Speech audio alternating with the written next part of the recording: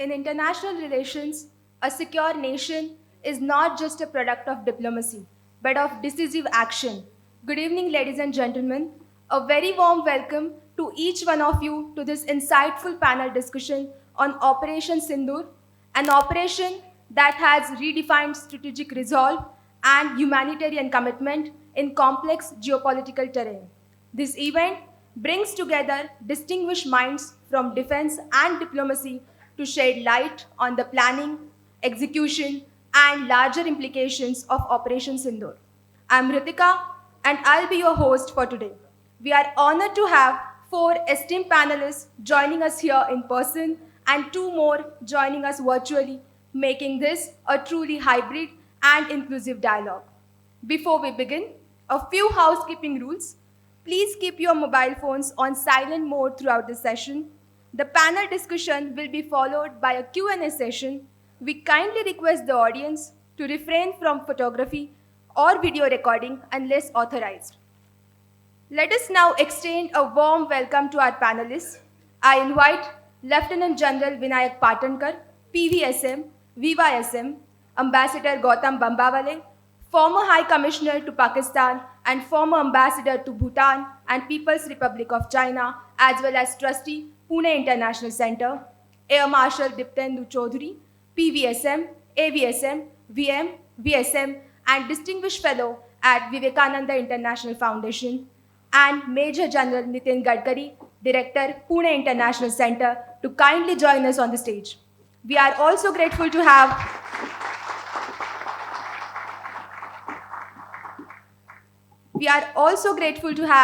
Captain D.K. Sharma, VSM, former spokesperson Navy and consultant at bharatshakti.in, and Colonel Vinayak Bhat, satellite imagery specialist, joining us virtually.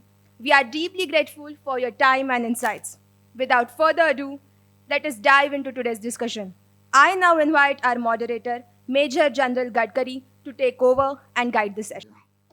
Good evening, ladies and gentlemen. First and foremost, let me welcome you on behalf of PIC, Dr. Mashelkar, Dr. Kelkar, and the rest of the PIC members. It's heartening to see this hall almost full. It tells me two things. PIC is accessible, and second, if the topic is good, people will come. So thank you all for coming this evening. The topic that we have taken up today, everyone knows, is the hottest one that is going around.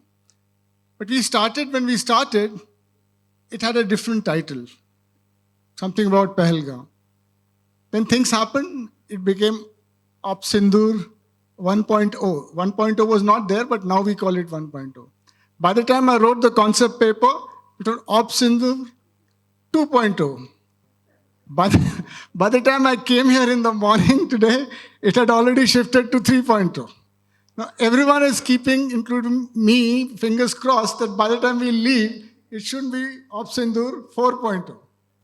So that's what on the lighter note. As you know, that a lot of information is flowing around as far as this operation is concerned. This panel discussion would not be as much about informing people, I think, as much as trying to sort out what is misinformation. There is so much of information that floats around on the media, electronic, on the OTT, that is social media, and especially those who are fond of looking at Twitter would realize that Twitter can peddle so much of untruth that you actually start believing some of it. So, to talk about all this, the developments of Op Sindoor from 1.0 to 3.0 and its after effects, we have a very eminent panel. I can tell you that each one of the panelists can hold an interview or a commentary for 1 hour individually. That is the power of each one of them. And you would have seen a lot of them on the TV, either national or local. And I hope that we are able to extract as much information as they can offer to us. And that would be the real takeaway from here. The panel discussion has been deliberately left unstructured, really speaking. So you can see that there are no opening remarks. Hopefully, there will be no concluding remarks, only to ensure that there is an equal interaction between the panel and the audience. And that is why we're going to have this in two sessions. One is a question answer session, which I will moderate, which will be almost for 1 hour, this 2 hour session. And one is the entire last session devoted to the audience. They can ask as many questions as they want. The panel has been introduced, but still it is my duty to say a few words about it. First, Lieutenant General Patankar, everybody knows, trustee, member of PIC, also heads the national security vertical under whose aegis we are having this panel discussion today. He has been a co-commander in both 14 and 15 Corps, and 15 Corps is the one which fights insurgency in the valley. I don't think we'd have found a more valuable person on the panel today as far as the armed forces are concerned, army is concerned. Then we have Ambassador Bambawale. I don't think anyone in this audience would not know him. He's been busy ever since this thing started. I think he's the one who knows more about this than anybody else in this room, being an ambassador to China and also High Commissioner to Pakistan. Welcome, sir. Welcome, both of you. And I have with me Air Marshal Diptendu Choudhury, again a person who has had no time in the last 48 hours. He's just running from one channel to another. But that is because he is the last word on air part today. And we hope to take the best out of him today. I also have with us two people joining us online. Captain D.K. Sharma, Indian Navy, who is actually he was the spokesman for the Indian Navy, and now he's a consultant with Bharat Shakti. Anyone who's been watching Times now would have seen his face almost every second day or every day. Welcome, Captain D.K. Sharma. Thank you for joining us. And last but not the least, we have Captain Bhat. Colonel Bhat. Colonel Bhat is an infantryman who shifted to the intelligence, and he's the foremost satellite imagery expert in the country. A lot of people would know him from that. He's also an expert in Chinese language, as an interpreter. So his advice, his knowledge is invaluable. And welcome, Colonel Bhat, to the panel and the discussion. And thank you for joining me. Thank you, sir. Thank you, sir. And last but not the least, itself, I'm the director here, General Gadkari, and I'll be moderating this session. So without much ado, let's start. And my first question goes to everybody, and that is, are we in a state of full war or not? And if not, what stage are we in? So I'll start with General Patankar first. What is your opinion? Thank you. I wish the war was like an IPL match. We heard clear-cut distinction between power play and the rest of the overs and the death overs. Unfortunately, there is no such thing.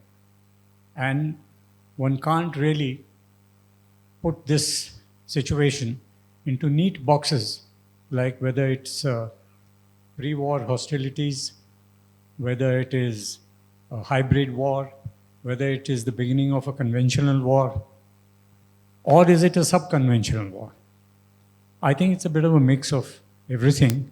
And I say that with good reason, because you take hybrid war, it actually combines conventional war with other forms of warfare like cyber war, disinformation, cyber, and the kind.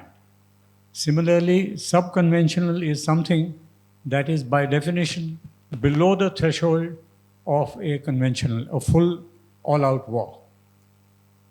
As you know, and as each one of us is aware, we don't fit into either of these definitions. So therefore, I think we are at the moment in a situation which is at best a combination of a little bit of pre-war hostilities. My own opinion is I don't think we are going to get into a full-scale war. But we'll wait and watch. Let's not be in too much of a haste to put it into another box. Um, it is subconventional at one point because the so-called state actors, the infiltrators and the terrorists, they're carrying on business as usual. So that goes on. And at the same time, we are using high-tech equipment and weapon systems, which goes into the realm of an all-out war, but only at the periphery. So let's leave it at that. Gautam, what is your take? General Gadkari, you asked the question whether we are in a war. My answer to that is that we are in a war-like situation. What do I mean by war-like situation? What I mean is that we are on the edge of getting into a full-scale all-out war, but we are not yet there. So we are in a war-like situation, and in a war-like situation, of course, we have to do everything that you do during a full-scale war also. Thank you. What is the Air Force view on this?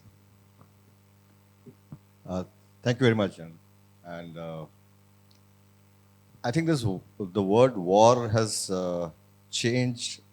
I won't say war has changed, but the perception of war has changed over the years. And the classic wars, what we used to have was a declared war. A nation declared war and went to war with another nation. But if you look back in the last decade or so, and especially in the recent years, that has not happened. The wars have been very diffuse. They start with conflicts, and they scale up. Even you can see even the Russo-Ukraine war. Technically, it was still not a war for a long time. Gaza is still not a war. These are conflicts. But I think at some point, I think that maybe the academics could explain this a little more as to why this has happened. But my sense of what is happening now is a classic example of what is happening around the world. That conflicts start at different levels in different manners. Some was mentioned at the sub-conventional level, some at the covert level, some is what is very popularly known today as gray zone warfare. And these are things which, especially in India's case, especially the gray zone and the sub-conventional part, has been on for some time. And that's why we know in the Air Force doctrine we call that we are in a practically no war, no peace situation. So the conflict if I may say, not really conflict, but the gray zone engagement has been on for a very long time, and it takes many forms and shape, and that is exactly what we are saying playing out. But I think from what I've heard and seen and talked about in the last couple of days, and different versions from 2 to 0.4, the sense I'm getting is that this is something which the national leadership is, I think, very clear that we will escalate only depending on what Pakistan does. So our actions will move up the escalatory scale in a very calm, collected, graduated, and calibrated manner, simply because there is, and no denying, the nuclear overhang. And the way things are turning out, we are dealing with a state which I am afraid they're very difficult to assess their approach. They have been very predictable.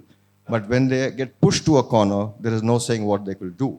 So we are holding the war back, a full-scale all-out war, probably like the ones of 1971 or 65. That's a long way off, and I am sure we all understand that it is in no country's interest to go to war. I think it will hurt us more because it will stymie our economic growth and progress internationally. So I think that's a very calibrated step that has been taken. I am sure the national leadership is doing. But since we have to send a message, the ante will go up depending on how the other side reacts and acts. And I'm afraid all I can say in the end is I think General Gadkari will have many more versions coming up by the time he probably goes back to his office. Okay, I'll give Navy a chance. Captain D.K. Sharma, what do you feel? A quick take on that. Yes, sir. Good evening, everybody. I must admit that I'm so fortunate to be joining you all in Pune virtually and with such an esteemed panel. Bambawale sir keeps on coming to our office. He's normally interacting with Nitin Gokhale. Patankar sir, you sir, and the other panelists. Sir. Sorry, I'm not recollecting your name. But the point is what you asked, what state of war we are in.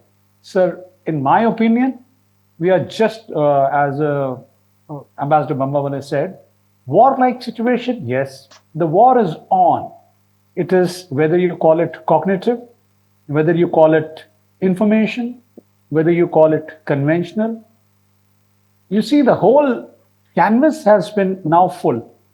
Now, if we say that is it a full out, all out war, I will, reserve my comment on it. But you have seen it from the last 10 days how the war is being played in your minds, how the war is being played out on social media, how the war is, affecting all of us. So, and after the night of 7th May, the intervening night of 6th and 7th May, it was a kind of, we have avenged what they did on 22nd April. And we could not have waited for long because the pressure on the establishment was increasing, the aspirations of people that this has happened in, broad daylight. They have segregated and taken their targets at point blank. So something had to be done. And rightly so, the decision, whatever the Prime Minister took, was a very, very well thought out decision. A clear mind only can take a clear decision like this, that we will go in, we will attack the hotbeds, and you saw that saturated, coordinated, multi-pronged, taken the whole world by surprise. I'll not say Pakistan by surprise. We were talking of, some exercise, security exercise here and there, and all that distractions were put into place, and a swift action was taken at 1 o'clock, which finished at 1:24. And now we are waiting for, and what is happening is, the utter chaos and confusion which has been caused by our action across the borders. So now they are, intermittently or, firing here and there without any targets, and now they are doing another mistake of targeting our civilian population. And I only, pity with them that should they now attack any of our military installation or population hubs, they will regret it very deeply, very, very deeply. Thank you, Captain Sharma. Okay, my next question comes to Ambassador Bambawale. Do you think we have reached an Indo-Pak relationship at the nadir, or do you think there is still some more depth that it could go down to? So, in response to that question, General Gadkari, let me make a few points. First of all, I described the current situation as a warlike situation. And I tried to explain what warlike situation means, that we are close to a full-scale all-out war, but we're not yet there. When you have a warlike situation or even a full-scale war, there are three elements of any country or nation which are very, very important. The first element is, of course, the government of the day. So the government of India, and we know, all of us, over the last 10 or 11 or 12 years now, that this particular government has a steely resolve. They know what their objectives are, they know what they want to do and what they want to target. So you have that in the government of India today. The second element, of course, is the armed forces. And we all know what the Indian armed forces are capable of. We saw a little bit of that over the last few days, that they have a steely resolve also. They have their targets once they're given. They know how to take them out and how to achieve the goals that the armed forces have been set by the political leadership and by their own leadership. But there is a third element in any nation, and that is the people of the country. And I would like to send this message to the people of this country, which includes me and all of you here, that the people of our country, of India, also need to have a steely resolve. In any war-like situation or in any war, things don't all the time go one way against the enemy. Sometimes there are, setbacks, and we, the people of India, could also be targeted, like the people in the border regions, in Pune, etc., have been targeted, and many ordinary citizens have lost their lives. So in case we get into that kind of situation, which is quite possible in a war or a warlike situation, people of India should show a steely resolve, should not lose their focus. This is a fight for justice against terrorism and against the perpetrators of terrorism, against the people who are aiding, abetting, financing, training terrorists. So we need, as the people of India, to stay strong in that kind of situation. That's point number one. Point number two that I'd like to make is that around this warlike situation, there is a lot of disinformation, there's a lot of misinformation, there's a lot of warfare going on, there's a lot of information warfare going on. So please don't take away things by looking at Twitter or other social media, which are very, very active and effective in today's world. I would say that if you want to get the latest information, please get it from the briefings which are being done by the Government of India now almost daily. Please get it from the PIB, the Press Information Bureau website, pib.gov.in. PIB also has a Twitter handle, and you get updates from them all the time. In fact, they also have a PIB fact check, which is very, very useful to see. They put out what kind of things which have been available on social media is been fact checked and proved to be wrong. So I would urge all of you to get your information from those sources, rather than from social media or even the visual media in India, televisions, etc. And the final point that I'd like to make, of course, is that in answer to your question, we have had ups and downs in India-Pakistan relations. It has not been at any there has not been a great relationship even in the recent past. So we will go through this episode and we will see how to come out at the other end and still deal with Pakistan. But at this point of time, I think the way to deal with them is the military way. And let's go through this and then see what happens at the end of it. Thank you. Thank you, Gautam. Sir, Patankar sir, I would like to take your attention to the war on ground. Where do you think is it going? And what is the state of the ground war? Is it purely defensive? Has there been an element of some offense? Do you think in the future there would be some offensive? So where does the ground war stand as it is now? Once again, one will have to take stock of the state of the war, as you called it, in different areas of our country. As far as J&K is concerned, all that has happened is that the ceasefire agreement which was made in 2005, there have been breaches thereafter, but it's completely broken down. So we are back to pre-2005 days when there are no holds barred. Earlier, whenever there were ceasefire violations, it used to start with machine gun fire and go up to maybe some infantry mortar fire and so on. And artillery fire was not a regular feature, but every week we used to have about 3 or 4 times artillery exchanges. Now it's a 24/7 kind of situation. And that was to be expected. It is nothing that has taken us by surprise. As far as the line of control is concerned, we are fully prepared for this kind of firing. And so is the enemy, because we give it back to them. Sometimes we give it with some interest. So it's that kind of state of affairs where we've gone back to that situation. There is nothing beyond that at the moment in terms of trying to grab any piece of land by any offensive action. So we are not in a defensive battle per se. This kind of a thing that goes on. I'm now only talking about the international border section, which is a small part as you enter J&K boundary, and thereafter till the line of control or the old ceasefire line starts. That section of the international border has always been very hot, and you've been sort of hearing that on on and off. So that part, the only thing that has changed is the breakdown of the ceasefire. And therefore, we are completely prepared for answering that.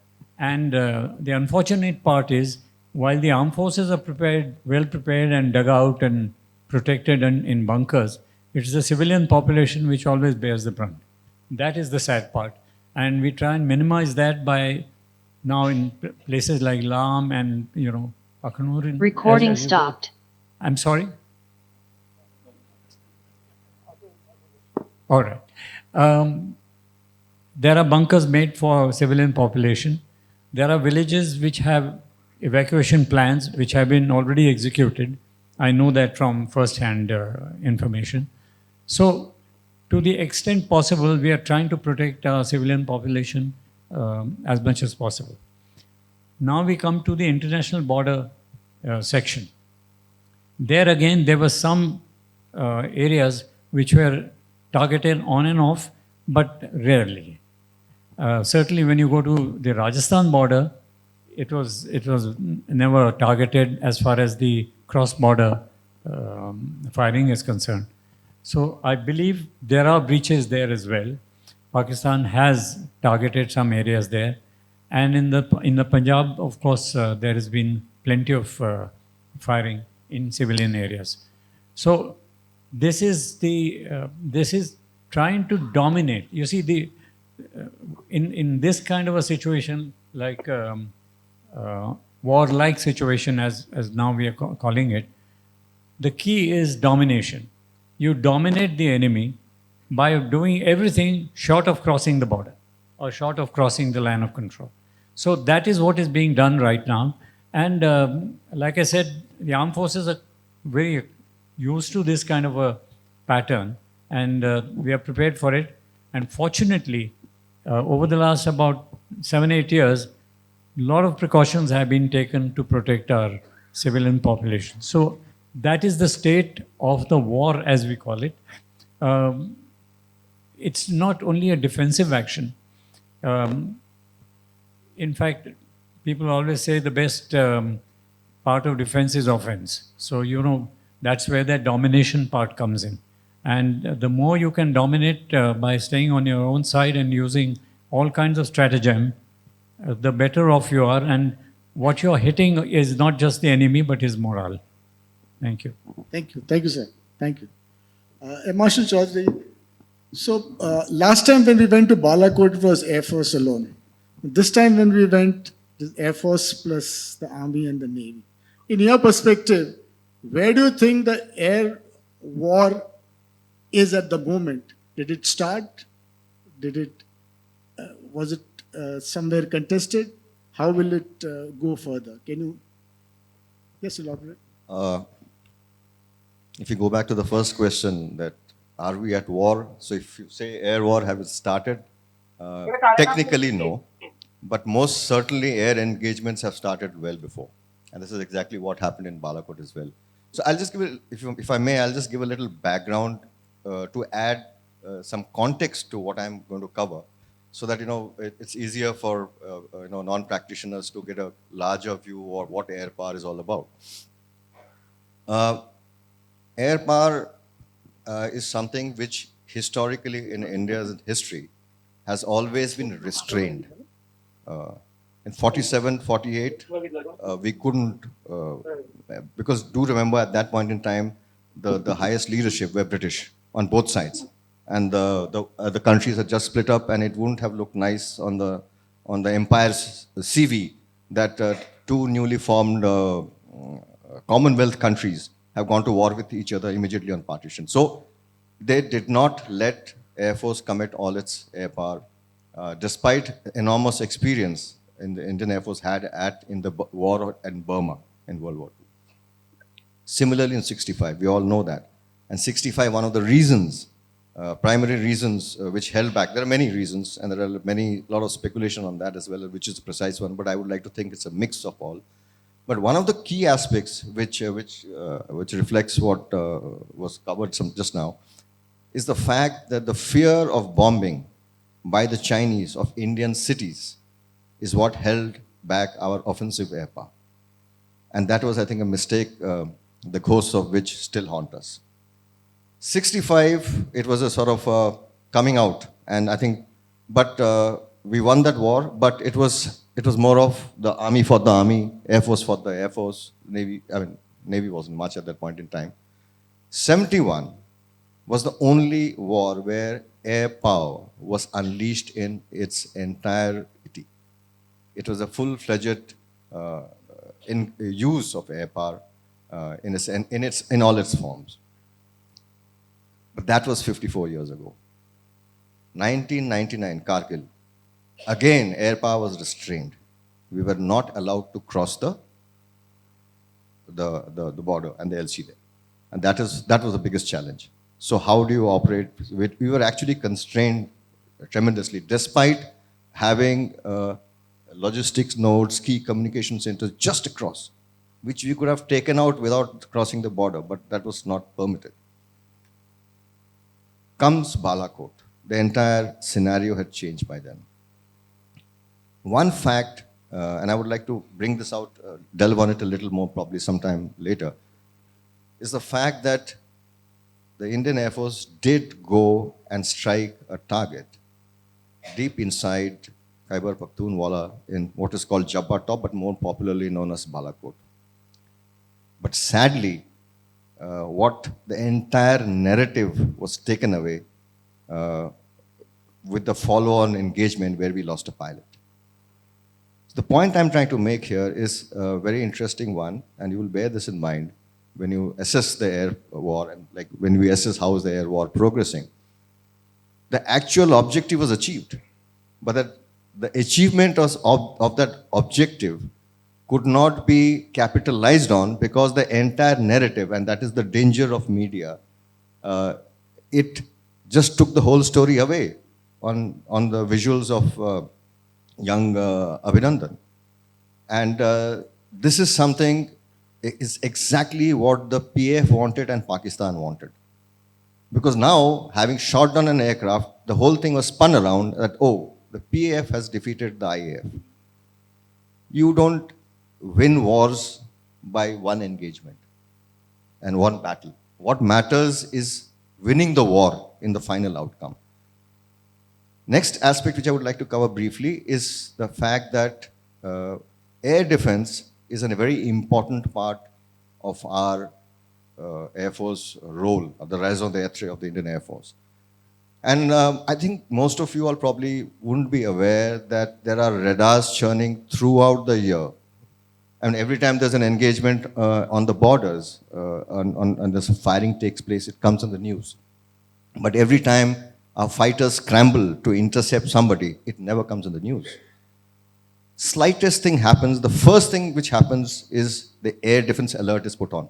More radars are brought in, more combat aircraft are put on readiness on what we call the operational readiness platform. That means they are ready to scramble to intercept the threat at the earliest possible warning. So it's a lot of work which goes on, and air defense continues 24/7, 365 days in a war. The only difference is in a situation like this, it gets scaled up and the entire Air Force kicks in of the region involved. So it's a lot of activity which goes on behind the scenes which is not known. Unlike on the ground war, where the IB, the LSE, LC, ceasefire lines are all nuances which, which decide the level of ground forces engagement. But in the air, you don't have any such boundaries. So that is the biggest challenge. So what happens? The air war starts, not really, air engagement start in a manner where the first thing they do is test the readiness of our air defense system. They do it, we do it. We get airborne, fly combat air patrol missions, probe, activate their radars, see the effectiveness of the radars, how quickly does the response come in. So this game goes on. This time around, like in Balakot, what happened is that when we went and struck them, there was obviously the Pakistani Air Force was also waiting. In fact, the fact that Pakistani Air Force was well involved in this plan has come out, I think, in the media very clearly, where it said that they had already ordered PL-15 air-to-air long-range BVR missiles from China well before, in large numbers. Why is that? Because it gives you an advantage in the air. There is something called what we in the practitioners call it outsticking your adversary. That means if I have a weapon which has a long range weapon and the range of my weapon is longer than your range, that means I can shoot you down before you can come close enough to fire your weapon. So it's a cat and mouse game which goes on. In Balakot, the tables were against, I mean, the whole issue, we have faced a bit of a challenge there, is that Pakistan employed AMRAAM missiles from the F-16s, which they later disclaimed. But the fact is we got the AMRAAM wreckage and it was shown on public on national television, which had a longer range than our weapon system. I'll take you back to Kargil. Kargil, the Pakistani Air Force did not, they were active behind the lines, but they didn't dare come in aid of their ground forces simply because our weapons outreached them. That was not so in Balakot. Things have changed now. But now it's a trade-off. It's a continuous game of cat and mouse which goes on. Having struck an adversary, and this time we did it because technology has gone to a level where you can hit an adversary without actually physically going into his airspace. So that is exactly what we did. But do also remember that systems which we have, which is there in the world over, surface-to-air guided missile systems. That means missile systems which are specifically designed to shoot down enemy aircraft or enemy aerial objects. They have a huge range, and that range spills over into the adversary's territory. If your missile ranges spill over into adversary's territory, that means effectively you can shoot down your adversary inside his own territory. And that brings in an entirely new dynamics that limits the distance up to which you can come. So I won't go anything beyond that, but this has been going on for a very long time, ever since the whole shooting match, if I may say, started. And I think this will continue. But I'll just finish with one last aspect, but this doesn't decide outcomes of a war. Final outcome of war is decided by offensive air power, wherein you go actually hit enemy targets in their depth. And that, I'm afraid, I think will only come in when we go up the escalation ladder. And like I said before, the ball is in Pakistan's court on this. Thank you, thank you. Before I get to the naval part, General Patankar wants to say a few words on this. Okay, Captain Sharma. Yes, sir. Has the Navy repeated the 71 Act again? Is that what has happened? What is your view on the naval strike yesterday on Karachi? Well, sir, I would like to reserve my comments because nothing has come out officially. Okay, but good. let me put the things in context. Navy has been on alert and has been deployed, that is for sure. That now our part is for the bigger aim, which will be dictated or directions will come from New Delhi, that what is the final aim, and accordingly the Navy would have deputed or deployed the vessels accordingly to meet that aim, which means that I will take the example of Kargil or for 71. 71, we were very small Navy, but Kargil, I was present myself, and I will recollect and share some of the things that Eastern and Western fleets, they were brought to Cochin, and then thereafter we were deployed. That time, our aircraft carrier Virat was undergoing refit. So that was not there that time, but all the destroyers and the frigates, they were brought into Cochin, and thereafter they were spread out all across the northern Arabian Ocean. So I'm talking about the Persian Gulf, the Gulf of Aden along the Makran coast, and defensive deployments of Gujarat coast, and of course of Mumbai High.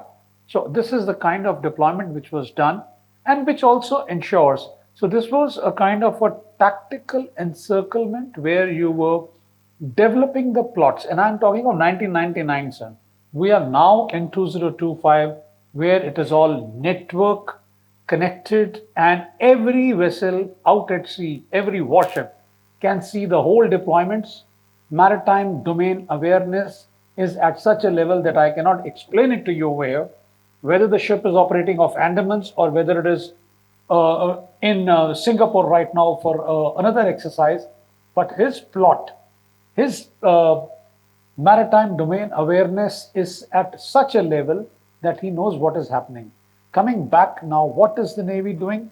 Probably we are now looking after and protecting our slocks so that there should not be any harm to the merchant marine or the white bottoms which are coming, neutral bottoms which are getting our stuff to our ports, whether it is Gujarat, Bombay, Goa, Mangalore, Cochin, Villingam. You know it, the 90% of our trade is for, coming through the sea route. Next is another plan will be, should the balloon go up. Right now we are not in that situation. We will have to ensure that we have full picture of Karachi, what is going out, what is going in, and I'm sure that is happening. That you all saw it a few days back. The PAI was over there, and that is what is the task of the PAI, to get the real-time picture. Of course, I'm also 100% sure that our hails, mails, that is the high altitude, long endurance drones, the Sea Guardians, or whether it is the Herons, or whether it is the Drishti, all will be up in air and collating information so that should there be a need, exact information should be available to the commander at sea and the task can be achieved. Then comes to protecting. Now, in the same situation, when the situation is like this, heightened tensions are there, we don't know where there are submarines. Only the commander at sea and the Navy knows where are the enemy submarines, where are they deployed, and what is the probable area from there.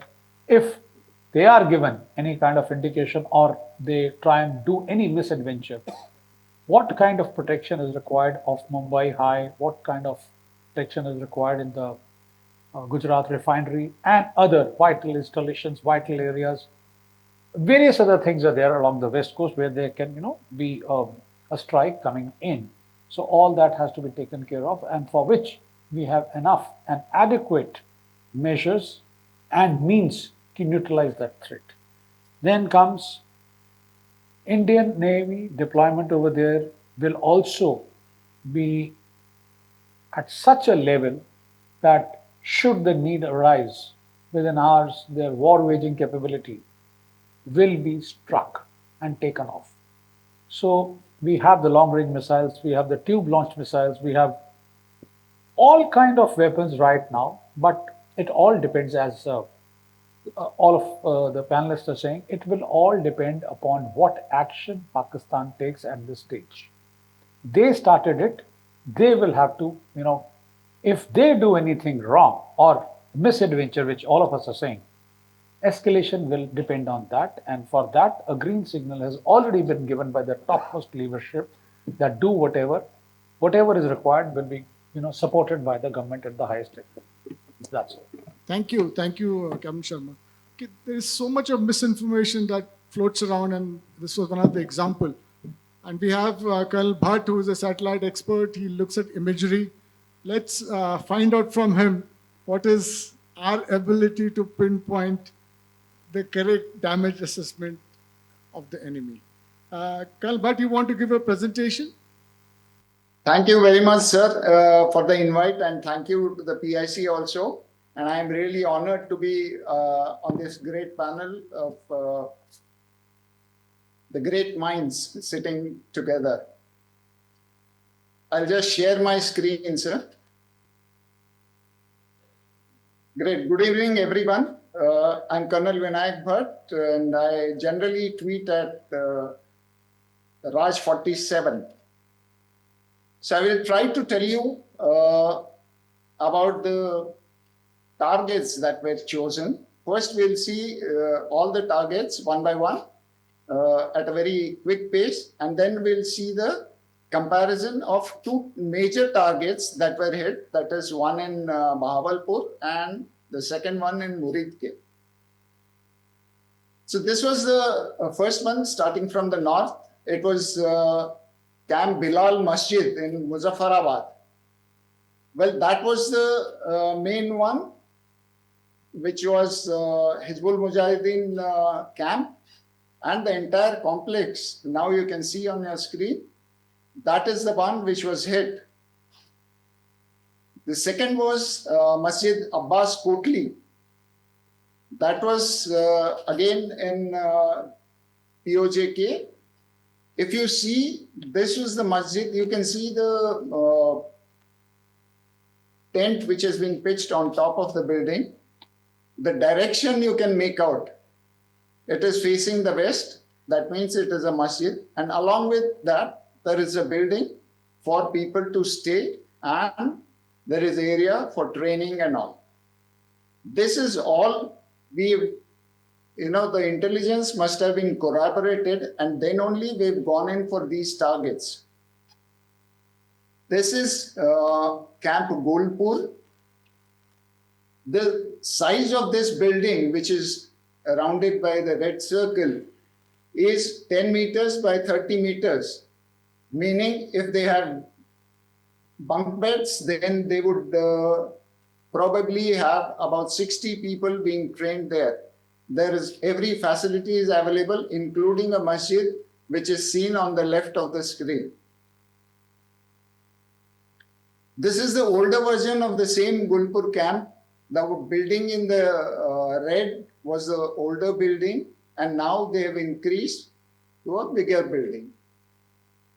This is Camp Barnala in Bimbar. Again, you can see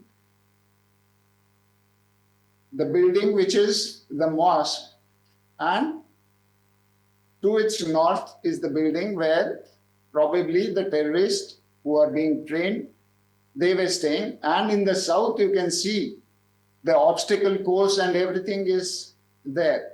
And that is how you choose these targets. This is one in Shakargarh Bulge, is the Sarjal camp in Sialkot area.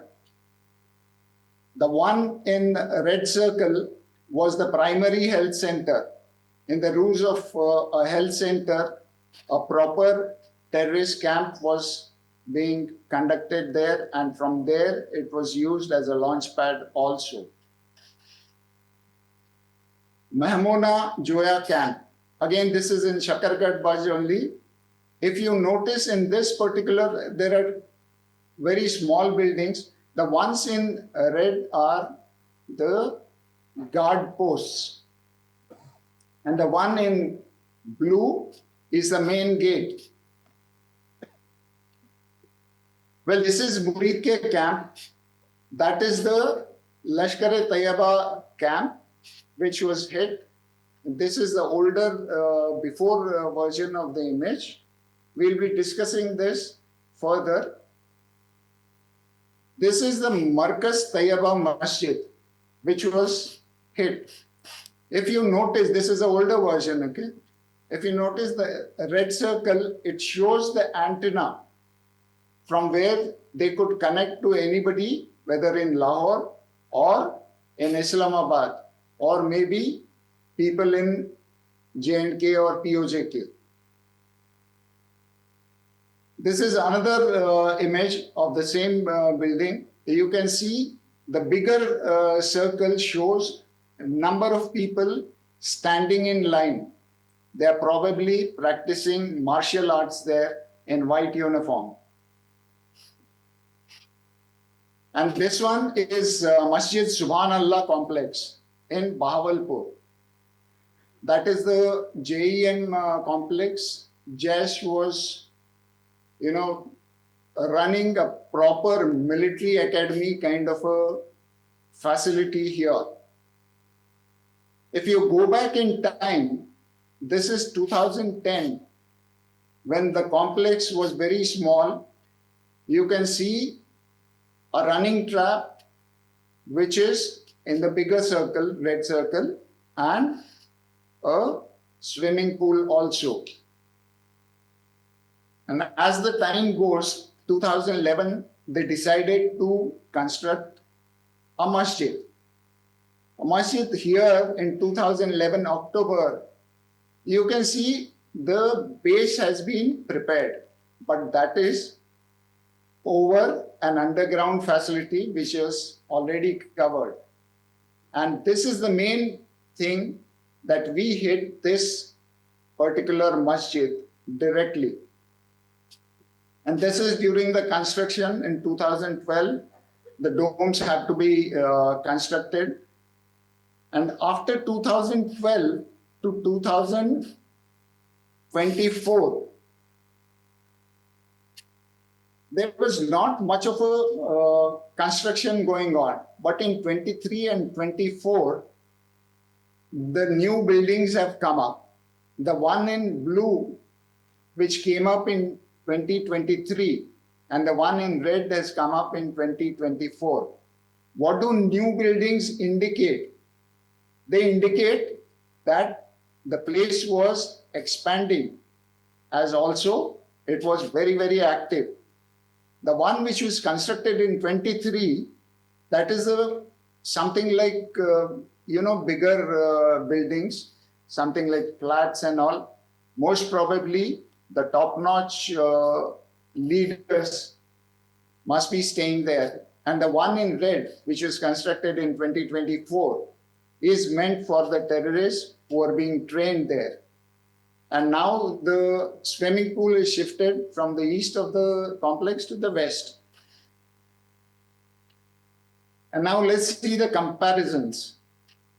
Okay, this is the comparison of 7th November of Masjid Subhanallah complex.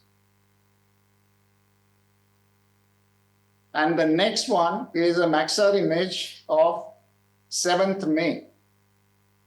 It must have been taken around 10:30 to 11 o'clock. Notice the one in blue are the new two buildings which have come up. That means even in 25, they had more recruits coming in for this terror training. And the 4 places which have been hit, the damage is extensive. Let's see it one by one. This is the one where the main masjid, 3 domes can be seen. And we have seen on TV, many, especially India Today, had shown the underground facility was also hit by the particular weapon which was used. It was a penetrating bomb which went down below the earth and hit the underground facility. This is the next one, probably a residential area meant for the top-notch leaders of the terror organization which was running this complex. This is the before image of 7th November 24. Next one is this on 7th of May. You can make out the difference. Out of the 6 buildings, 5 buildings have been destroyed, totally razed to ground. But where is the rubble of these buildings? You know, Pakistanis have learned from the Balakot experience very well. They know how to clean up. They are very good cleaners, I must say. Well, this is another place in the same complex, Subhanallah complex. This is before image and the after image.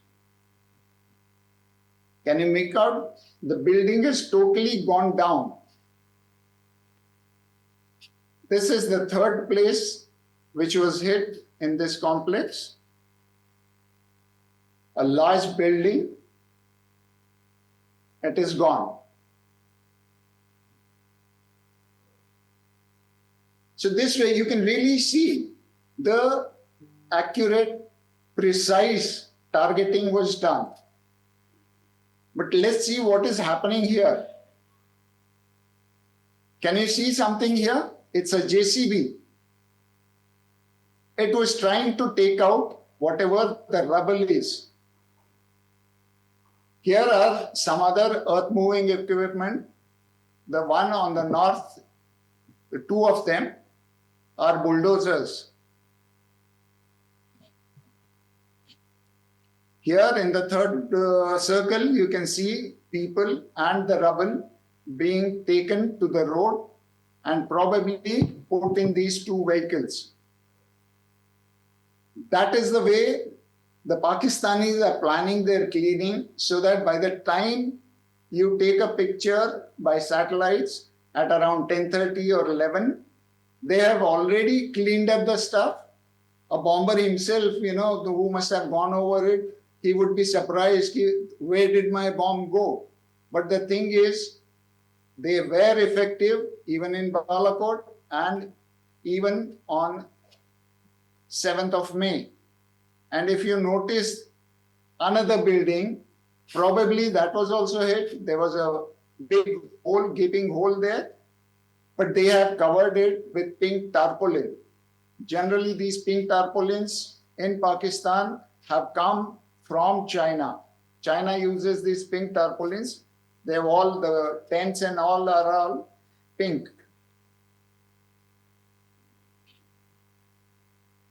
So here is the second Muridke complex, which is the LET complex.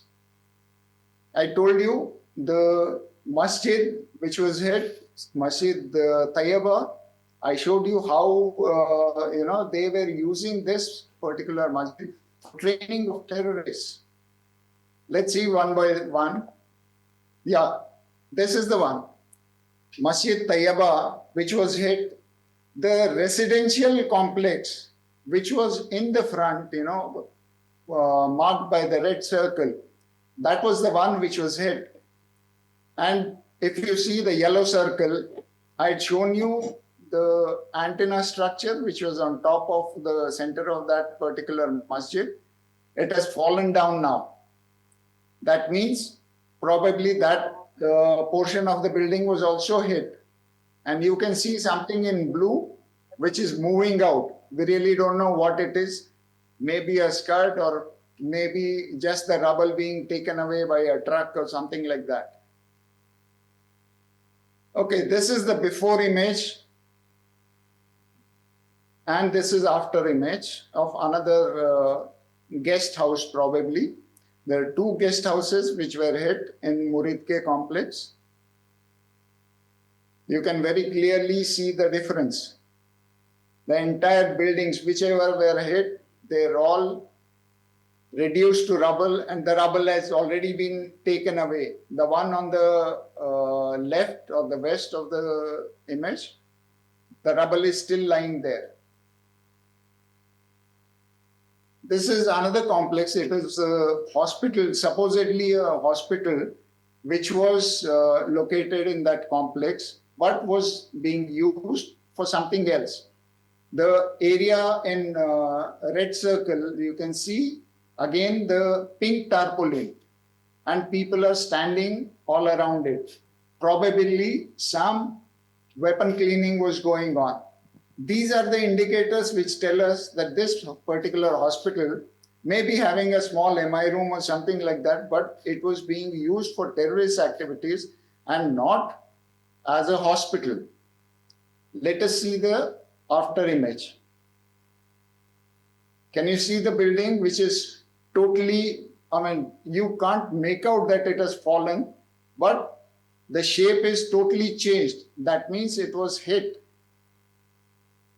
And please notice the dome which was there earlier, that has fallen to ground. You can make out the round dome on the ground, which was supposed to be on top. The white portion is where it was really located. Now it has fallen down. So here I come to the end of my lecture. Yeah. Thank you. Failing to prepare is preparing to fail. And I'll answer the questions in the Q&A session. Yeah, thank you. Thank you, Colonel. Whenever required. Thank you, sir. Thank you. Okay, coming back to the hall, there is one question which was always bothering me, and I asked Gautam a little earlier, I think I'll share. Where does the Pakistan Army Chief draw his strength from? Or where does the Pak Army draw his strength from? After all, there must be others also existing in Pakistan. So how is it that over all these years and over all the crises, they continue to ride and still ride ahead? No, I think the answer is very simple. They get their power from the barrel of a gun. And the fact of the matter is that over 70 odd years of the history of Pakistan, the army has ensured that from time to time that they took over office, they took power. You had the example of Ayub Khan, you had Zia-ul Haq, you had General Musharraf. So they have taken over power and taken over office when they wanted to. But at this point of time, they continue to control Pakistan from behind the scenes. So it is convenient for them to have an elected government, whether it is led by Imran Khan or by Shehbaz Sharif or anyone else, and they call the shots from behind. For the Pakistan Army, you have to understand that national security being their area of competence, they have made Pakistan into a national security state. And a national security state is different from, say, an economic development state. In India, the person who wants to become Prime Minister of India or is fighting an election will always tell you what I will do for the common people. I'll build roads, I'll do this, I'll make sure that there is employment guarantee scheme, I'll make sure that there is enough to eat in fair ration shops and so on. In Pakistan, all that doesn't matter. So what matters is to have a national security crisis like has been engineered right now. And it has been engineered, once again, we must keep in mind, on the 22nd of April, when Pahalgam was done. That is where this problem has started in this round. And what has followed is a reaction to that. And we have gone up the escalation ladder as has been stated by many of us here today. So the Pakistan Army ensures that there's a national security crisis. And once there's this national security crisis, every decision is done by the army or by the chief of army staff or people who are close to him. So that's how it operates. And it's very, very simple that it is, as people say, it's a military with a country rather than a country with a military. Okay, thank you. Thank you. I have a question on China, and I'll ask General Patankar first before I come back to you, Gautam. In this whole crisis, Pakistan wishes to rely on China. I use the word wishes because that is their wish. The question is, would China help or not? So what is your take on it? Can I go back a bit and sort of clarify certain things that were said for the audience to appreciate exactly what has been said both by the Navy and our expert on satellite imagery.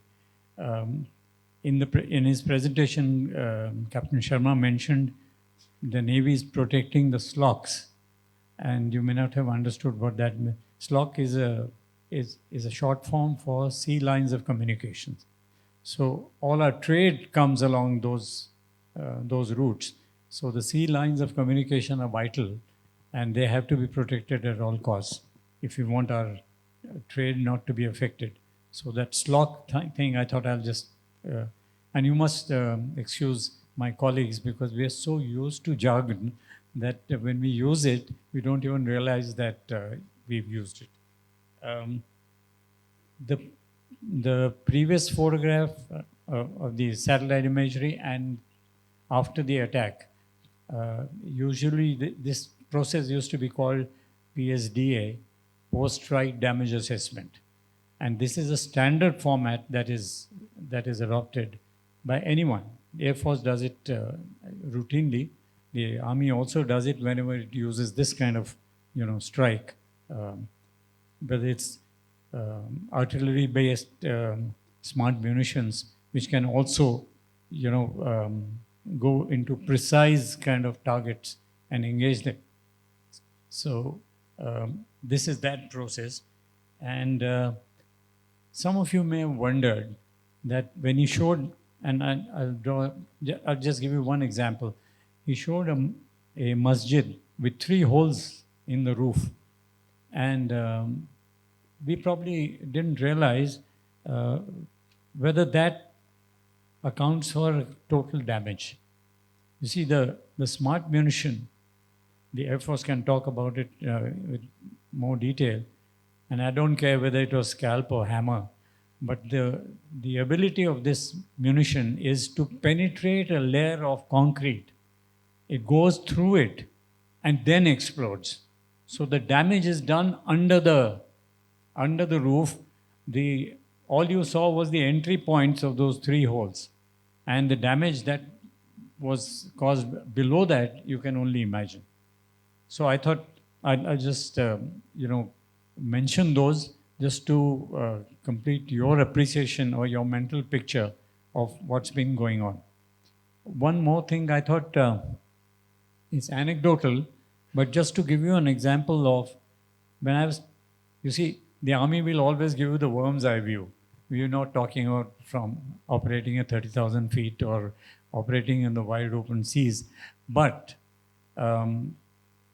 this business of domination and lowering of enemies' morale during peacetime or during this period of no war, no peace, or a state of reaching warlike situation.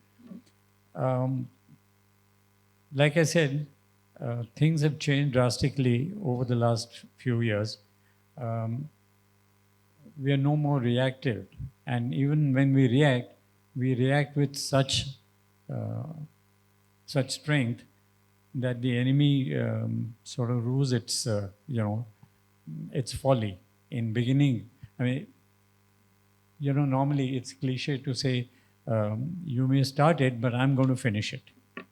So that sort of thing always happens these days on the line of control. I'll give you one example. This post-strike damage assessment, after a particularly heavy artillery shootout, we put our signal chaps to monitor enemy communications. And we were trying to find out, to make an assessment of what has been the effect of our fire into the enemy area. And sure enough, we intercepted a message where a junior commissioned officer was talking to his captain sub, who was his company commander, but who was at the base. This fellow was on top in the post opposite our post. And he was telling him, and I'm going to say this in English, but it's far more effective in Punjabi, but I won't go there.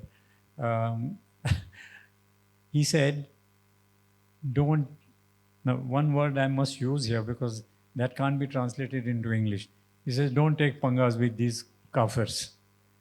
He says, if you continue to take pangas, these guys are mad. They fire so much, और आप पंगे लोगे तो साड़ी लाशें जाएंगी आप. You'll have to evacuate our bodies from here if you carry on needling them like this by this unnecessary fire assaults, because the Indians are really mad. Now that told us enough that this is causing the hit on his morale, which was the objective. It's not important whether he fired 35 rounds and you answered back in 45 rounds, that is shells. But what is important is the impact of it. Okay, now let's go to what will China do. China is very smart. My own feeling is they will continue to use Pakistan as their proxy. In fact, Pakistan is almost a vassal state of China. They just do all their bidding for the kind of goodies that they keep sort of dangling at them, whether it is JF-17 or whether it is the China-Pakistan Economic Corridor or Gwadar port being, constructed completely by the Chinese and so on.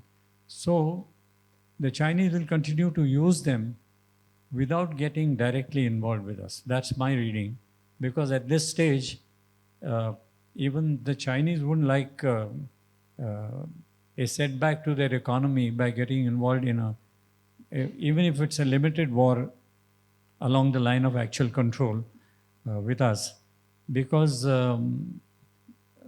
the way, in fact, the right man to answer that would be Gautam, because he knows the Chinese mind, how it thinks and how it reacts. But from the ground level, let me say that they're not going to get themselves involved in a hurry unless it becomes apparent that Pakistan is collapsing or is imploding. Thank you. So, taking the cue from General Patankar, I want you to answer this question from a Chinese mind perspective and from a Pakistani mind perspective. Which one will you choose first? No, I'll choose the Chinese mind first, more devious. Pakistanis are more apparent. You can make out very easily, and they think like Punjabi, so we can do that very easily with Pakistan. So let me take the Chinese mind. No, I think, nothing that has happened so far, going back to 22nd of April, when Pahalgam took place, has impacted any basic interest of the Chinese. The Chinese have not, so they really, they will back Pakistan to the hilt on the diplomatic front. They have been selling all kinds of arms and equipment and jointly producing arms and equipment, and those will continue to flow to Pakistan. But I think in this particular instance, they are not going to take a military role. They will not take a military role because none of their basic interests have been impacted or harmed. So I think the Chinese will stay out of it. They will continue to help Pakistan otherwise, especially on the diplomatic front. As far as the Pakistanis are concerned, let me also, since we are running out of time and we must give the audience time to ask questions.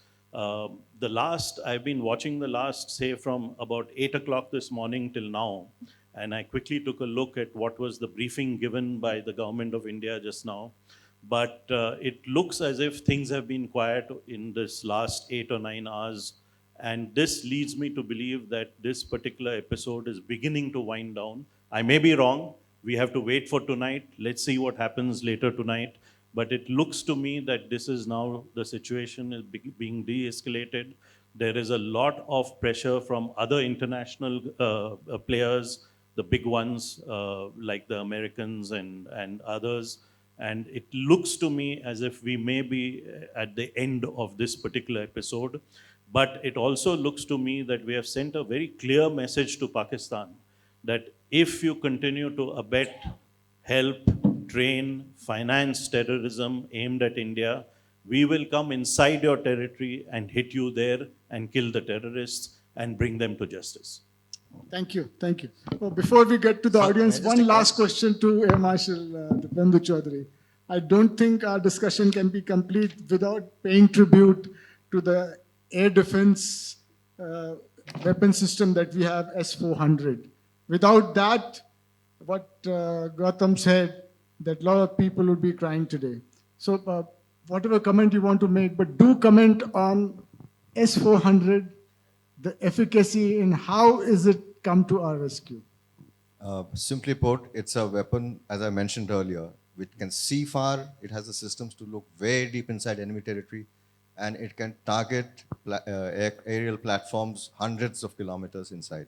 So that's immense. So moment you put that kind of a weapon system out, it automatically forces their enemy air power, their platforms to stay well outside the zone. That means it might reach a stage that they will, I think they're not even in any case, in long back, they're pulled back from their front airfields to their depth airfields, which is something they've been doing in 65, they did it in 71, and they've already done it now. A quick word on the Chinese aspect. Enormous, no direct involvement, very clearly brought out, but enormous support to the Pakistani Air Force. Chinese Air Force has progressed so rapidly, it's got the US worried. And the US Chief of Staff has made a comment that by 2030, the Chinese Air Force will be way bigger than the US Air Force. And the Pakistani Air Force, I think while the Chinese are devious, the Punjabis are really smart. And the Pakistani Air Force, I might add an anecdotal point. The present Air Chief was an RCTS coursemate of mine. So I know exactly how his mind thinks. They have leveraged the Americans and the Chinese amazingly well to their advantage. So they have ensured that they have already stocked up on their weapons. Do remember, Chinese Air Force and the Pakistani Air Force have been exercising together for the last 10 years. Why? Chinese have something to take from Pakistan. That is, they have not fought a war in a long, long time. So they get the professional training from the Pakistani Air Force, and weapons are in open supply to them. So while they'll most certainly not come into direct support in this engagement, I think, unless those conditions are met, but they will most certainly support them and continue to support them in the years to come. Thank you. Thank you, the panelists. I think it was a very invigorating discussion, but it has not ended. We'll go to the phase 2, where we'll request the audience to ask questions. I have a few ground rules. Please state your name before you ask your question. Also, please state whether you want to ask a question or make a statement. Also, please don't ask more than one question if possible. If required, we can come back to you. And finally, be brief when you're asking. Thank you. Now the house is open for the audience to ask any question. My name is Pradeep Bhargav. My limited question is, on 7th of May, 24 minutes, all these drone stroke missiles, we don't know, were landing into these sites. So were the Pakistani guys taken off guard, which is unlikely, or they don't have the wherewithal to intercept it, just the way we are able to intercept the drones and missiles in India? So what is the big difference? Last time on TV, we saw lots of drones coming and they were all being neutralized. Could the Pakistanis do it? I just want to know what's it. Very quickly put, drones are the new kid on the block, and they've been used with enormous effect especially in the Russo-Ukraine war. But do remember that I would like to point out here that the counters have also already come out. I mean, they were losing up to 10,000 drones. That's the kind of losses they were taking. So drones are not an end in itself, but they most certainly expand the use, the ways and means of using the aerial medium. And so there are two kinds of drones. There are a whole lot of drones, but simply put, there are those much smaller drones, which they call swarm drones, which a lot of it you've been seeing on TV, flying around. They're pretty much a lot like the drones which are commercially available, but modified to carry weapons. Then you have larger drones, which are specialized, which are imported from Turkey and other nations. Then you have kamikaze drones, which even the Indian Air Force has been having for a long time, which have been used to effect, which are visible. So these drones, the small ones, are incredibly. They have a short range, very little effect, and they come in large numbers with the intention of saturating air defense system, keeping you all churning, keeping on alert, keeping you up through the night. But they're very easily engaged and shot down. Other larger drones are not so easy, but because they are larger, they can be picked up on the radar more easily, and they can be shot down in a vast variety of ways. So what you're seeing is offensive air power in a very different manner. That now I know I can't come close to the borders because the S-400 is here. So what do? So I go at a level where I can carry out a whole lot of nuisance value, attacking target systems. They have, you hit critical target system. That means you don't have to take out the full weapon system. You take out the radar, you blind the weapon. So that is what is good enough. So that is exactly what is going on. But right now it is at a very nascent scale. It looks a whole lot more worrying than it actually is, but this is the reality of it. And another thing I will point out here quickly is that they trigger air defense alerts.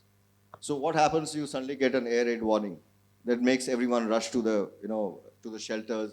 So this is the whole idea of fatiguing the enemy out. So this is a kind of warfare. We'll see much more of it, and I don't see this will get more and more exotic, if I may put it.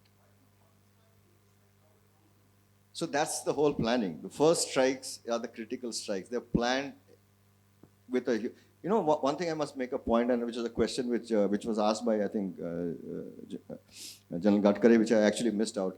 This time around, the Indian Air Force is not fighting alone. Every resource available with the three services have been put on the table. Since the three chiefs have been into it together, and the new approach of an integrated approach of using force in an integrated manner, is paying enormous dividends. So every, earlier if an Air Force fought in Air Force, you fought with what you have. But you might find an asset which the Army has. So that comes into play. Army goes into operations, there are some assets which the Air Force has. That goes into play. So this has been well thought of, well integrated, and I must give enormous skill to our planning level that these kind of things take so much of planning, and the way it is folding out, there have been, I think, sleepless nights ever since Pahalgam happened. I don't think most of the professions would have slept there. So you have to grant them that. Thank you. So, Air Marshal, what you're basically saying is India has to thank General Asim Munir for integrating our armed forces. That's a wonderful thing that has happened. Most certainly. My name is Ramesh Mirakur. Let's hope Ambassador Bambawale is right and we're winding down this phase. My question is, this is the pattern. There's a terrorist attack, we react. What about preemptive measures or preemptive strikes? What do the forces would be thinking about making preemptive strikes to prevent such incidents from happening? You're talking about the Pahalgam attack?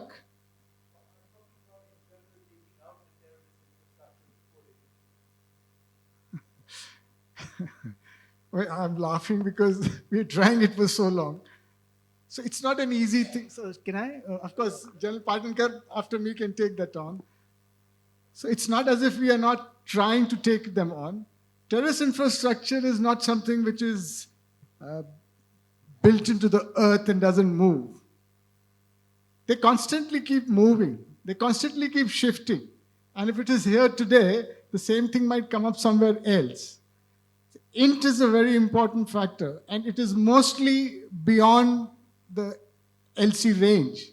So for which you have to either go across the POJK or across the IB, which has own repercussions. Now you can get an int in peacetime, but you can't destroy them in peacetime, all of them together. What we did on the 7th was something which is unprecedented, and that's what we were talking about.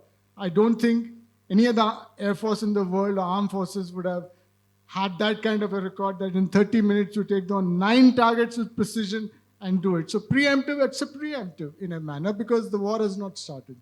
So, General Patankar. I'll just add 2 points. One is when you want to undertake a preemptive strike, you've got to be clear as to what the aim of those strikes is.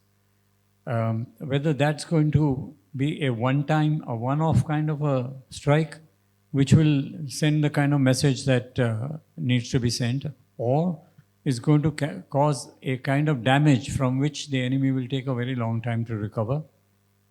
Or is that how you want to provoke the enemy into something bigger and then walk into a trap which is already waiting for him? So it depends. Preemptive strike is not in isolation. It sounds very nice that it's a preemptive thing, and the greatest asset of a preemptive strike is surprise, which of course is a very important principle of war. But the fact of the matter is, it all depends on what are you trying to achieve. It can be done. Every self-respecting armed force would have that capability. The other part is the movement of terrorist camps or training areas or the so-called launch pads. You see, it's very simple. The way it all operates is generally, there are exceptions of course, generally a training camp is way inside the enemy territory. After having recruited the bakras, as I used to call them, they take them to the training camp where they are given basic training. The smarter ones are given advanced training. Having done that, then they are brought forward to a staging area, depending upon how far is it. Let's say if the training camp was somewhere in Khyber Pakhtunkhwa, it's quite a distance from where the infiltration would take place ultimately. So there would be a staging area somewhere in the Punjab, thereafter, or close to, say, close to POK, or just on the periphery of POK. It won't come as far forward as Muzaffarabad or Kotli or those kind of places. The launch pad is where the terrorists stay only for one night or maximum 2 nights. That's where they're not there permanently. And they're generally in the close vicinity of a Pakistani post, army post. So they are the ones who support them in their infiltration bid, wherever possible. And that distance from the line of control depends on the terrain. If it is a terrain that can be, you see, if the width of that of the area beyond line of control and the staging area is quite large, then the launch pad will come closer. The idea being, you should be able to cross in one night and infiltrate on the other side. If you get daylighted, then the chances are that you will be detected. Of course, now night has become day with all the kinds of surveillance devices that we have. But certainly, movement at night is far easier from the point of view of concealment. And therefore, they would like to cross across the line of control in one night. Whereas you take the same thing towards, let's say, Gurez area, where the distance from the line of control to the hinterland is so much that there's no way they can do that in one night. So there they stage through. That's where we can detect them that much quicker.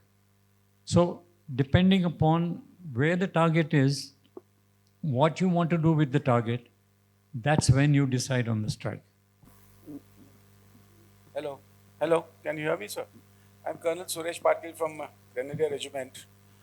Is 22nd April as part of their greater design of Ghazwa-e-Hind?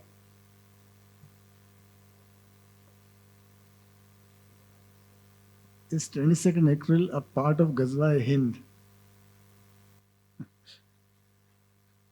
Okay, I think in absence of anyone taking on that, I will take it on.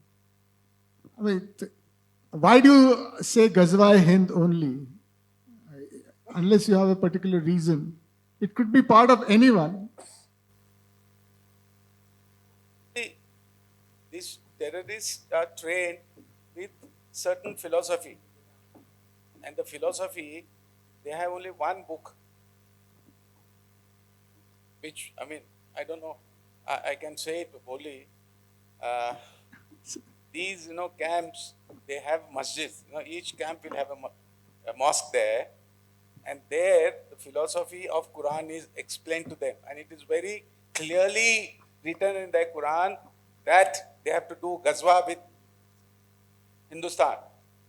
Ghazwa-e-Hind matlab, Ghazwa का मकसद है युद्ध और हिंद के साथ उनको लड़ाई करना है और उनकी फिलॉसफी ये है वहाँ बताया जाता है कि 2047 में भारत को इस्लाम देश घोषित करना है ये सच्चाई है हम लोग बात नहीं करते हम लोग पता नहीं छुप के बाकी की बात करे जा रहे So maybe you would be right on that.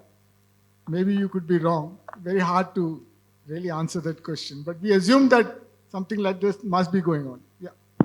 Somebody here. Yeah, hi. My name is Sunil Deshmukh. My question is to Air Marshal. A few days back, we saw on the TV Indian government saying that we have tested the airships and the endurance of the airship was 67 minutes roughly. It was done by DRDO. Can you elaborate a little bit, educate us on what's airship, whether this time have we used the airships during this time for the intelligence surveillance? And we were also told that there are very few countries in the world who has got an airship of this technology. So a little bit more knowledge on that. Thank you. Okay, I'm not too clear what you mentioned by airships. Are you talking about, because there are two kinds. One is an aerostat radar. Okay, an aerostat radar was actually originated in the US. It was essentially designed to catch the drug smugglers from South America. Because it was, it stays up. So idea is what? You get the radar high into the air on a balloon, which is tethered. So you lift it up so that your radar can see further. But it has enormous challenges because of it is susceptible to inclement weather, strong winds, and there are a lot of limitations on it. We have used them. We had some of them, and yes, they had the limited purpose. But in large scale operations like this, when you really go to war, it's incredibly hard to use them because they itself are huge targets. If you go back to World War, One, from zeppelins and to airships and to the barrage balloons in World War II, they used to get shot down. So that is one. But interestingly, now that you said it, you would be aware, I don't know if some of you have heard, the Chinese have used these balloons at a very, very high altitude. But again, the similar problem. They are actually controlled by the weather. So they are launched in keeping with the wind flow and direction. They fly at incredible heights. But the US managed to shoot it down. So that's it. So these are, attempts at increasing your awareness in order to pick up a threat very far, very quickly, so that you have enough warning time. But it's a cat and mouse game. These things carry on. DRDO has come out as trying to, make a system for high altitude, long endurance. That experimentation has been done by DRDO recently, and that is what is being referred to probably. Long-term, high altitude, long-term endurance. My name is Abhay Firodia. I remember the conflicts of 1961, 65, 71. And I recall that morale in India was never what it is today. Public is absolutely infuriated. Politicians are committed. Armed forces appear to be in great condition compared to what they were before. So India is actually looking to settle scores. That's the sense one gets. What do you think is the situation in Pakistan? What is the level, what is the morale, the level of commitment of the people on the street, of the military, of political leadership, if that is worth any leadership really? How do you look at the relative preparedness, the mental preparedness of the two nations to fight it out? Thank you very much for that question, and let me try to attempt answering it. I'm not the ultimate expert on Pakistan, but let me try to answer it. I think, we have to start from the point that the Pakistan armed forces are a professional army. They have been Islamized, but I don't think that comes in the way of their fighting. As a fighting soldier, he's very, very good, and all these gentlemen have said that even today and even earlier. So the military, the army, the air force, the navy is very highly professional. But the Pak economy has not been doing well over many years now. India is roughly 10, maybe even a little bigger size of GDP. We are roughly $4 trillion. They're about $350 billion. So there is a mismatch in that area.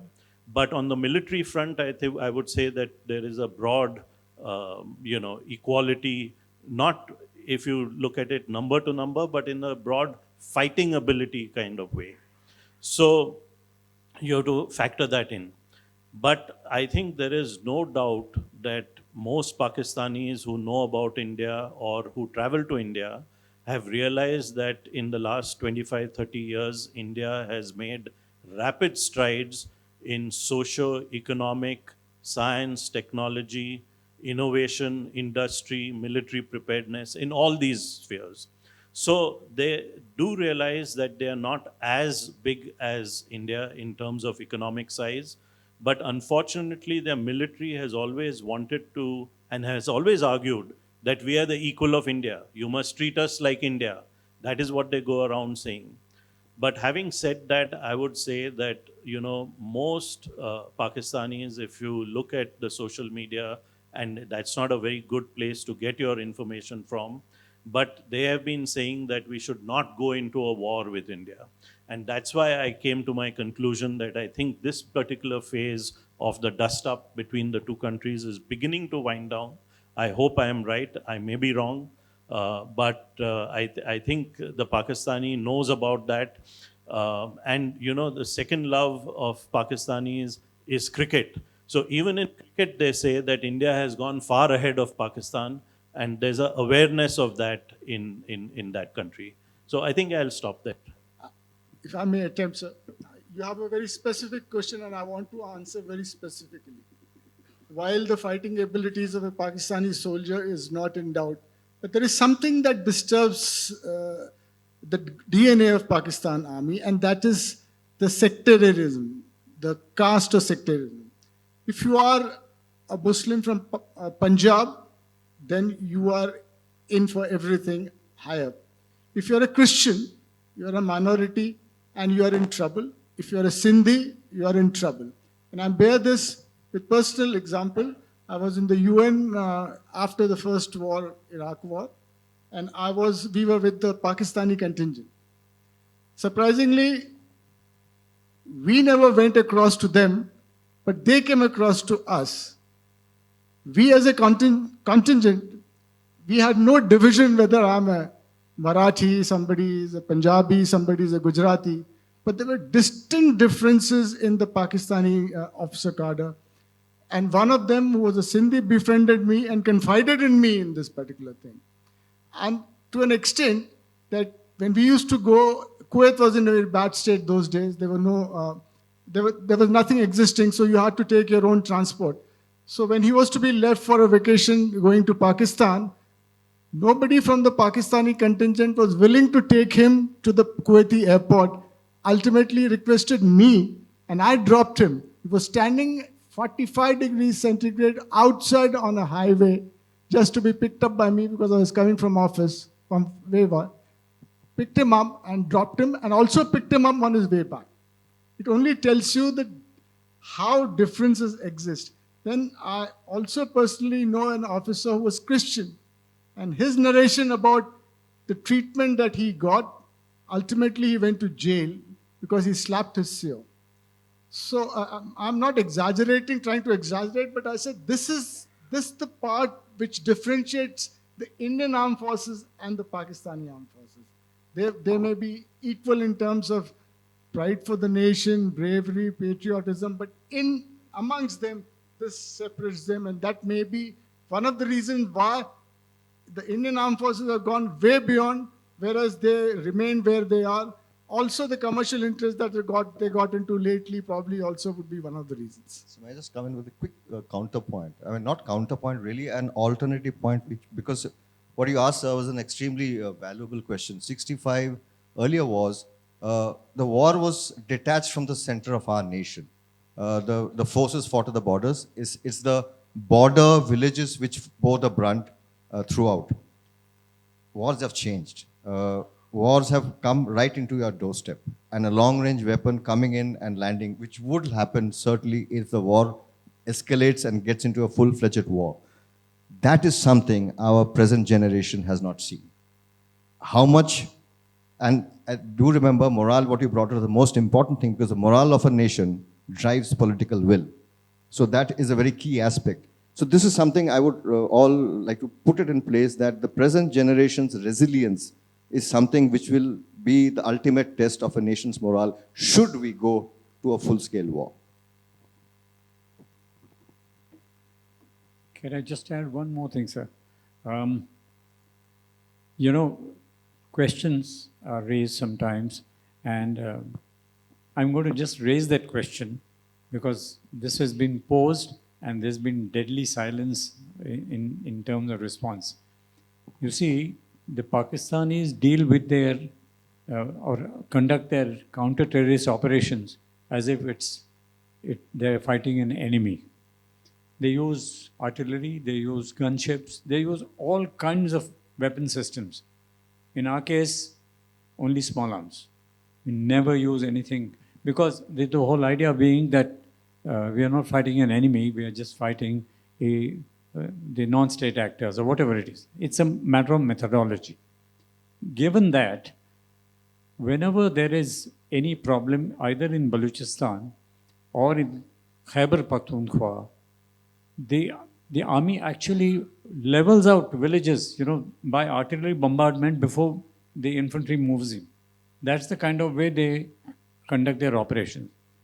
The question raised was, if tomorrow something like that happens in the Punjab, are you going to use the same kind of tactics here in the Punjab? The answer is obvious, a flat no.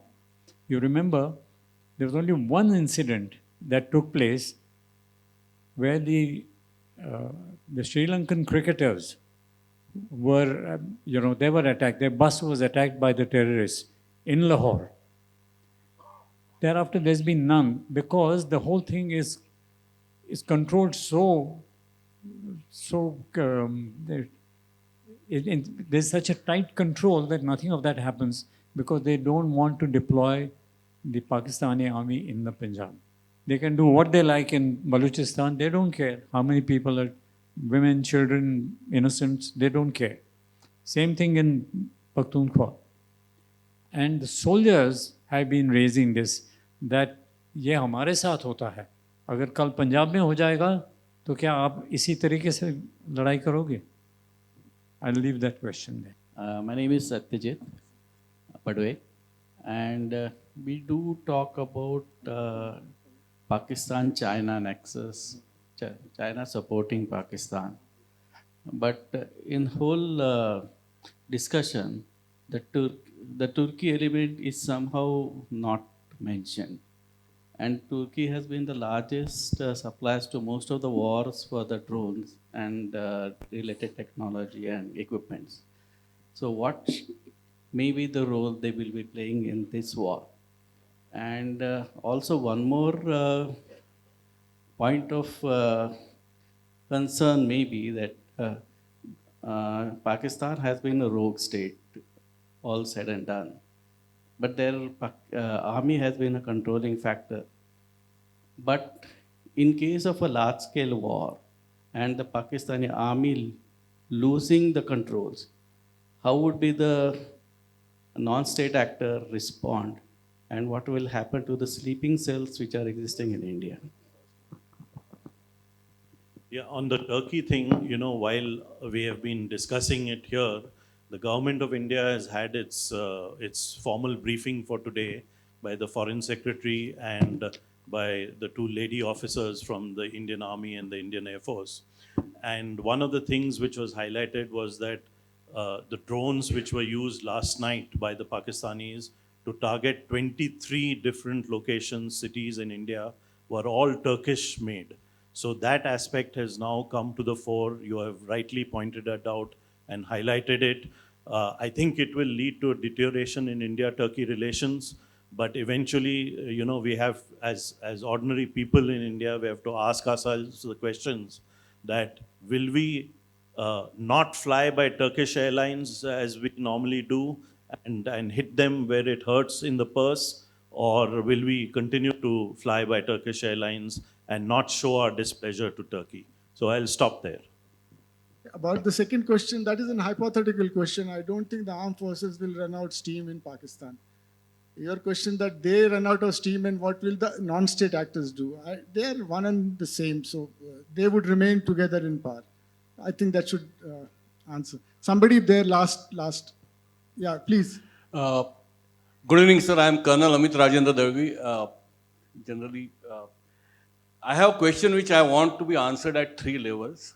Shri Gautam from national or international perspective, maybe General I'm just suggesting General Patankar from military perspective, and at a grassroots level by Colonel Vinayak Bhat.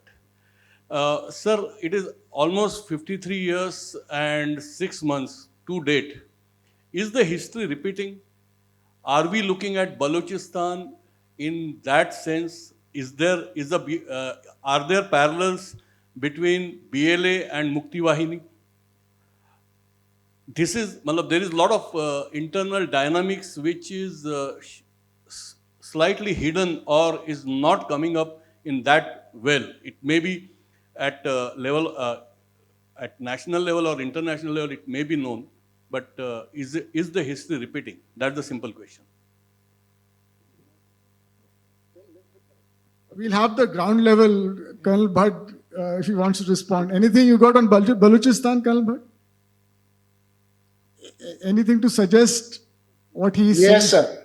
Sir, I would first like to tell you about the first question that you started the seminar with, about war. As an intelligencer, we are fighting the war almost every day. And right through the peacetime, then only we can fight. The other, agencies can fight war during the wartime, actual wartime. And I've heard many youngsters, doubting and not wanting to have a war with Pakistan in the recent days. But I must tell them all that you may not be interested in the war, but the war is interested in you. Like the Air Marshal said, it has come to your doorstep today. With the technology, it has come to your doorstep and you are involved. Whether you want it or not, you are involved. The terrorists are coming to your tourist places and killing you and leaving the ladies behind to go and tell the story. That is very, very heinous. And we cannot allow this kind of thing. Well, as an intelligencer, I must also tell you about the question asked. In Balochistan or BLA, we are really not involved in any of the things. We are not supporting them in any way. We are not training them. We are not providing funds. It is only Pakistan going to all the forums and telling that we are supporting them. Well, we are not. They were a separate country. They got their independence well before Pakistan did. Everything was different. Now they have, kind of occupied it, just like they have occupied the Kashmir part of it. So that is what is there. And somebody asked about preemptive. Well, what we hit in Lahore, the army things that we hit was the HQ-16. The LY-80 is the actual version which is available with Pakistan. That was a preemptive thing to, cover up and disarm their AD so that our aircrafts and our, drones and all can move inside very easily. Somebody asked about airship also. Well, the airship which was tried by DRDO was again what we saw was tethered one. And it went, they have tried it up to 17 kilometers. That's what was told. Well, that, and what the Air Marshal said, that it has been tried since a long, long time. The barrage balloons were not effective. That's why we have done away with. Pakistan used them at Kahuta for a long time, till I think recently 2015-16 also, they were using it in Karachi again, Karachi airport they were using it. But like he said, it is not useful. So whatever you do, it will be hit. The best part is you use satellites, you get the information whatever you want. Okay. Thank you, Colonel Bhat. Just wait. The question has not been answered. Does the Navy have any experience with the Balochistan Gwadar experience you want to add, Captain D. Sharma? Anything? No. Any point? Okay. Fair enough. Gautam. No. Your question is still little unanswered, or you're happy? Maybe officially we may not declare it, but I suppose everyone has retired well long ago, so you can make a statement. It will not be taken as India's formal stand. So we can still have maybe a very brief answer. So let me try to answer it. I think Colonel Bhat has already spoken about things on the ground, about how this Balochistan, what is happening there will play out. I think only time will tell. So whether it's going to be another Bangladesh, I guess we'll have to wait and see. I don't know in which direction it is going. but we'll have to wait and see how it develops. Hi, my name is Sachin Deshpande. I'm also a co-founder of a startup which is into drones and robotics. So one question I definitely have is in terms of the Turkish drones which are there. In fact, after seeing the operations yesterday, I was very confident that it was the Turkish drones which were there. And if you understand that this particular technology has been there, wherein one of the scientists which is moved from US to Turkey, and that's where if you see the real technology wherein Turkish drones have been military drones, they are number 3 in terms of where it is. So as far as India is concerned, are we also probably not diplomatically or any other way by which we would have stopped this kind of support to Pakistan by Turkey?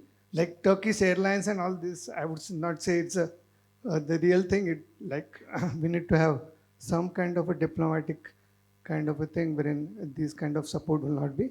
That is one. And second, very important question I wanted to have is that are we really serious about taking back our territory when it comes to POJK? Because ultimately, if you talk to any Indian, they really want this particular thing to end, because these kind of attacks which are happening, these are very frequent. When it happens, we all talk about it, we are very patriotic about it, but it repeats again and again. So we wanted to have some kind of solution.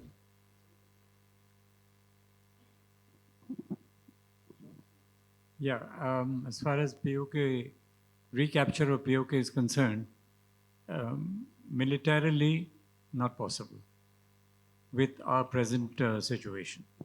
I'll just give you a small example. Hajipir Pass was captured by one parachute battalion. Okay, one para. And today, if you have to recapture Hajipir, it will take in excess of a division. So that's the kind of force level you're looking at. Expanding that argument to entire POK is going to be a huge, huge task. And take a leaf out of Russia-Ukraine war, where everything, the Russians never thought that it's going to last this long. It was expected to last probably a few weeks, and that was it. Here, even that small strip of land, if you want to see what's happening in Gaza, for that matter, and now POK is populated so much more than what it was in 1948.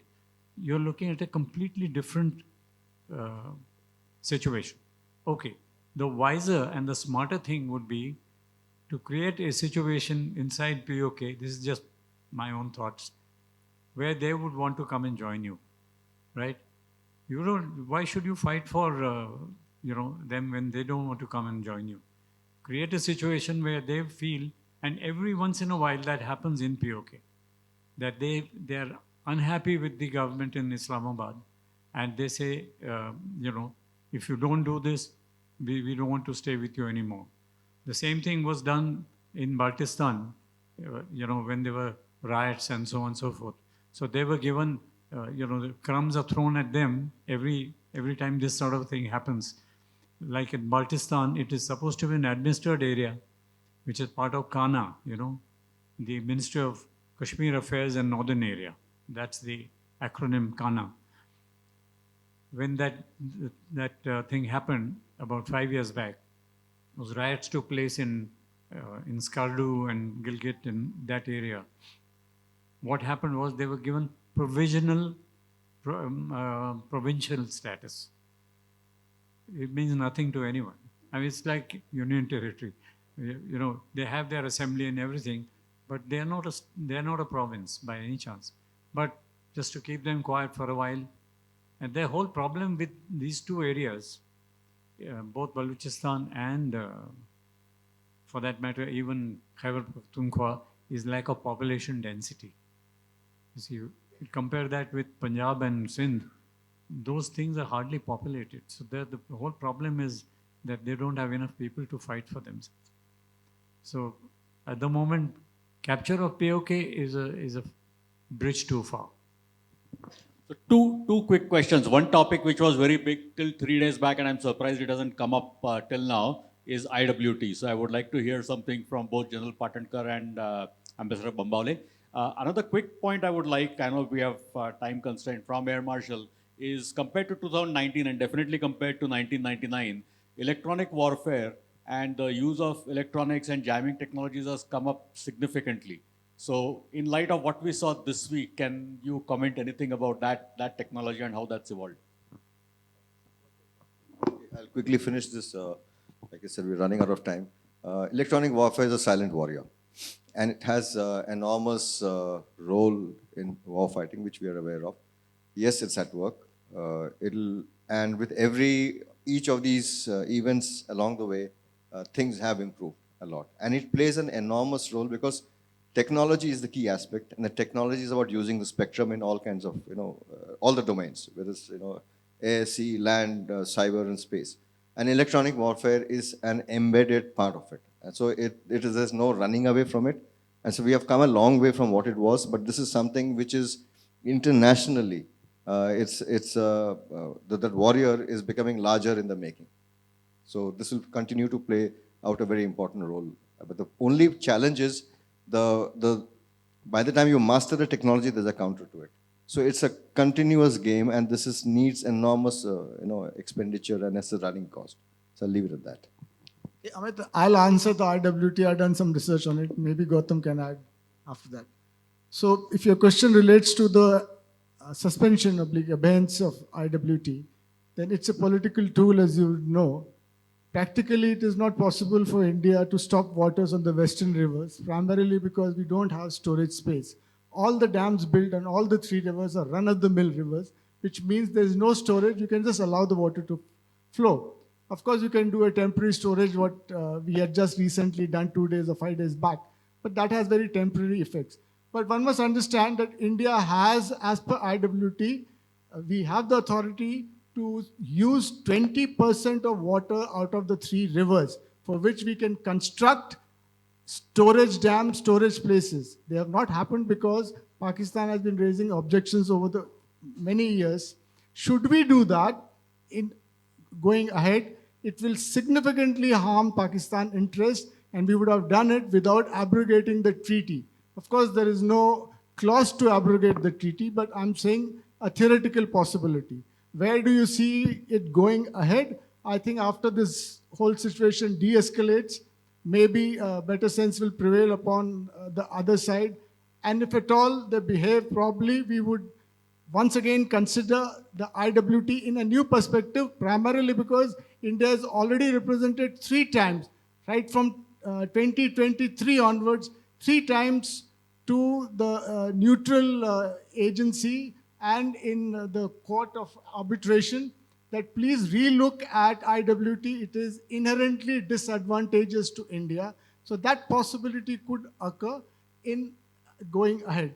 At the moment, it is a political tool. We'll keep using it the way we used it. I think that should answer your question.